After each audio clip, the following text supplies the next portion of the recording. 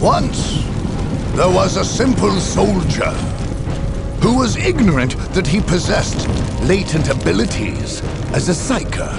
Without training, he could not guard himself, and the gods of chaos whispered to him, driving him feverishly mad. They made him carry out certain plans, perform certain black rites, so that a terrible rift in space and time was forged. Chaos poured out. The Alpha Legion appeared, and the Warpstorm blossomed from the rift. The gods gloried in their deed.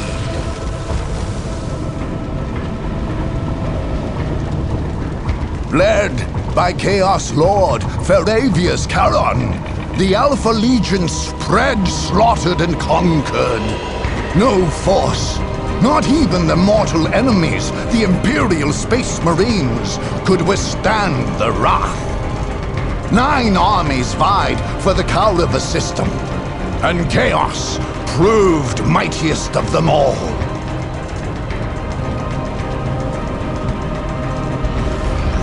The 4 Kaurivan planets now teem with the strange and twisted forms of chaos. Demons walk openly, and the Warpstorm grows in size and strength. The Alpha Legion, under Lord Charon, make ready for a far greater war against their oldest and most hated of enemies, the Emporium of Man.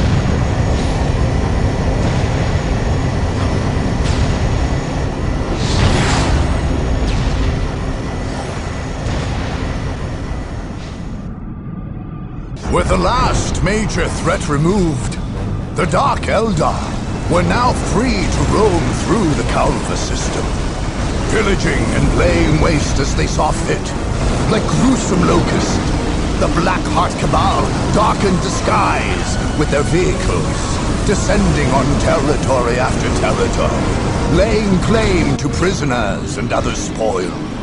The speed and ravening hunger with which these raids were carried out was remarkable. Nothing could escape them. Nothing could outrun them. The keen senses of the Dark Eldar seemed to pierce all cover in search of their prey. It was not long before all Kauriva was stripped bare and devoid of life. Back on the moon of Lacune, cages grew full of captives, and more cages were built. Archon Terrell and his master, Lord Vecht, sat and supped goblets filled with the souls of their enemies. The homunculus Grumenael cackled gleefully over his victims.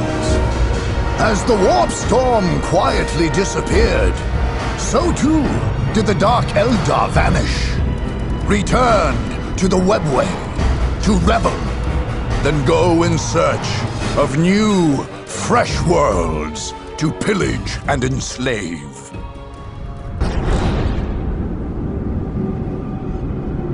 At the end of the bloody contest, only the Eldar army remained standing. The Necron had been returned to the depths of Kauriva III, and all those who would meddle, pillage, or spread chaos throughout the galaxy were gone. Farseer Karis had succeeded in her task. She had led her people among the branching roads of the future to the best possible of ends.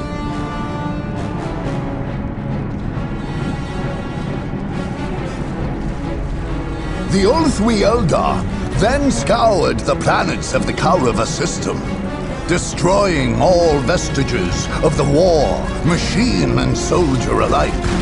All, that is, except for those Imperial Guard troops who had somehow survived the defeat. These surviving guardsmen eventually contacted Segmentum Command. When fresh Imperial forces arrived, no trace of the victors could be found. What had taken place could not be explained.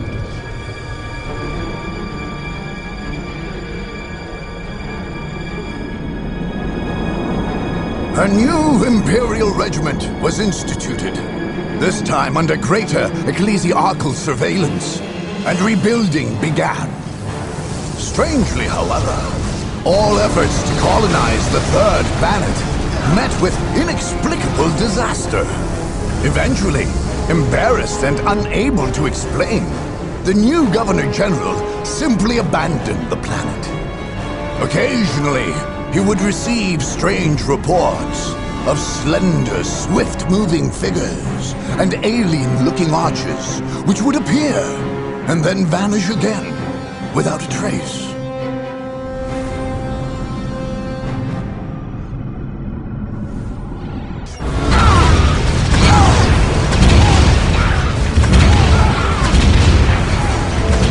The 252nd Caravan Conservator Regiment proved their right to rule in no uncertain terms.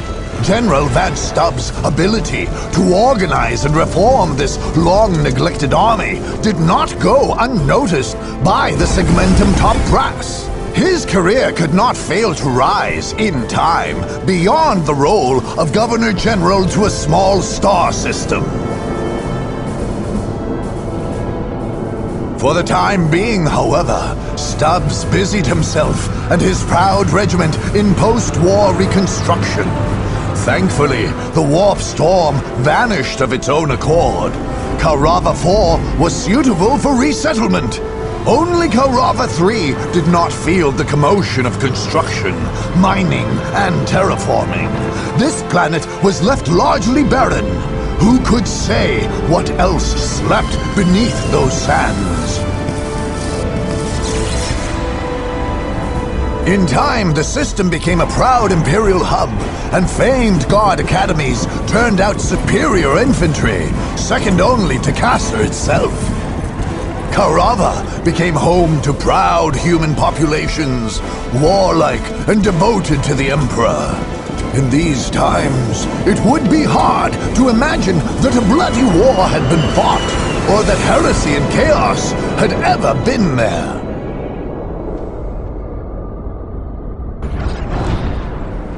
Once, in another age, the Necrons had fought a great war in the Karava system, and lost. Awakened again, so many millennia later, they found new, strange, and terrible armies around them. This time, however, profiting from the confusion of the living, they would not be denied victory.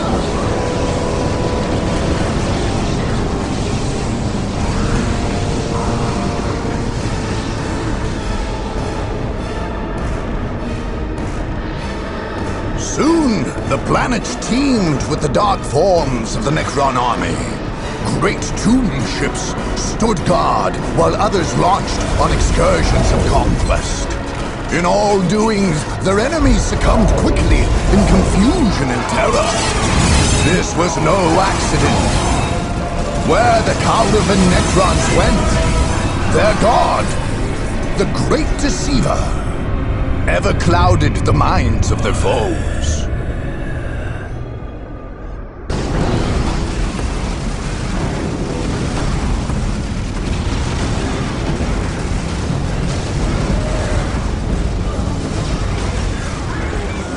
Under the visionary leadership of War Boss Gorguts, the Orcs achieved a complete and unrivaled victory over all 4 planets of the Karava system. Generations of Karavan Orcs had dreamed of such a day, never imagining that they would not only overthrow the Imperial Guards, but 7 other armies to achieve their aim.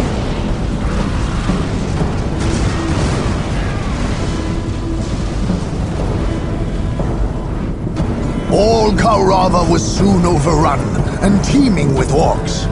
A phase of wild looting and pillaging was followed by Orc settlement, wherein clans laid claim to entire territories at a time. Without the watchful eye of Gorguts, however, all this would have ended in confusion and petty clan warfare.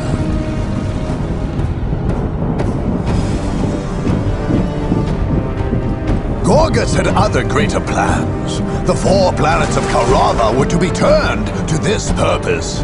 Mines yielded valuable metals, and fields of orcish factories produced everything required for a proper campaign of galactic conquest.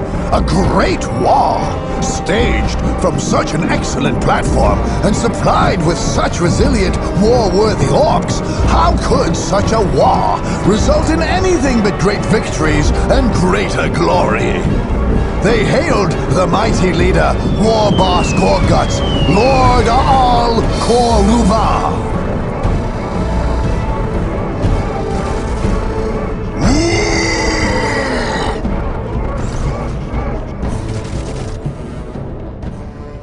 On arriving in the Kaurava system, Confessor Tergainum March had remarked to Canoness Selena Agna that he would not be surprised if the place was so corrupt that it all must be put to the torch. In retrospect, these words seemed prophetic. Everywhere they looked, the Sisters of Battle found only weakness, heresy, and abomination.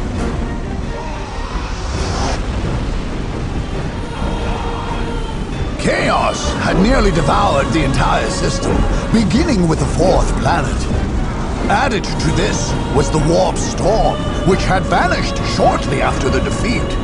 It hardly seemed likely that any Imperial Guard or Space Marines could have avoided corruption in such circumstances.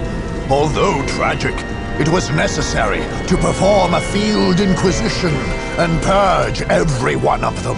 When the Sisters of Battle had finished their cleansing, the star system was officially dedicated to their order.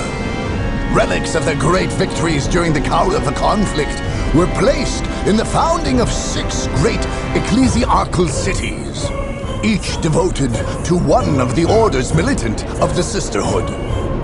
Pilgrims journeyed from across the galaxy to these retreats, and many millions of sisters gathered there for prayer and preparation in the bastion of Holy Kaurava. It was no surprise that only the likes of the Blood Ravens should prevail in a battle so hard-fought and entrenched as the Kaurava conflict had proved. Under the capable guidance of Force Commander Indrik Boreal, the Ravens' 9th Company had acquitted themselves faultlessly. It was unfortunate that, in following their orders, they had been compelled to neutralize the armies of the Imperial Guard and Sisterhood. But such was war.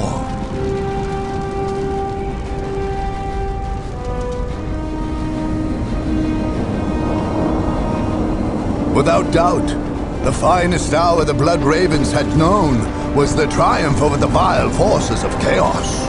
A Space Marine can aspire to no greater honor than fighting and defeating those treacherous blasphemers.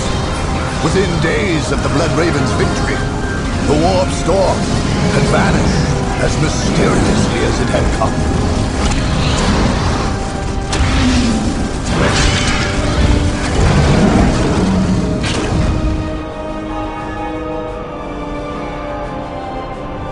After the war was won, a new fortress monastery was founded in the lands of Solitude. That territory was given a new name, Borealum. Meanwhile, fresh Imperial Guard troops were brought to the Kaurava system to constitute a new and better regulated planetary defense force.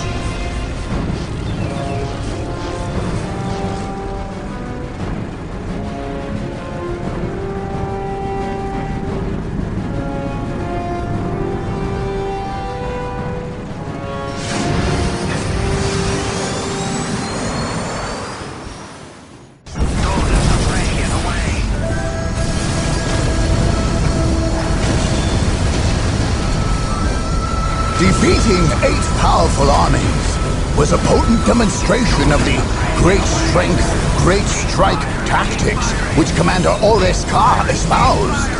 Although his theories had been met with skepticism before, his superiors now debated the merits of such strategies and ways to incorporate them into standard Tau warfare.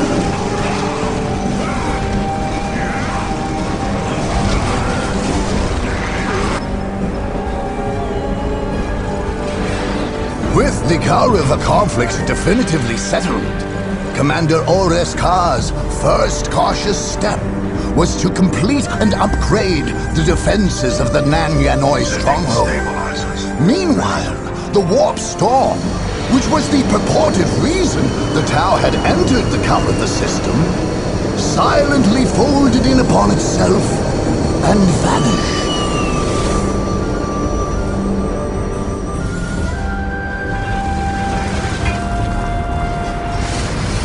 With the Warp Storm gone, the Tau fleets began to make their way to Cow River untroubled, and a massive colonization project then began. Commander Ores Ka was not to stay in the system which had found peace and the greater good. Instead, the ethereal Aun Roia assumed leadership, guiding the way towards Cow River, becoming a full-fledged sept of the Tau Empire.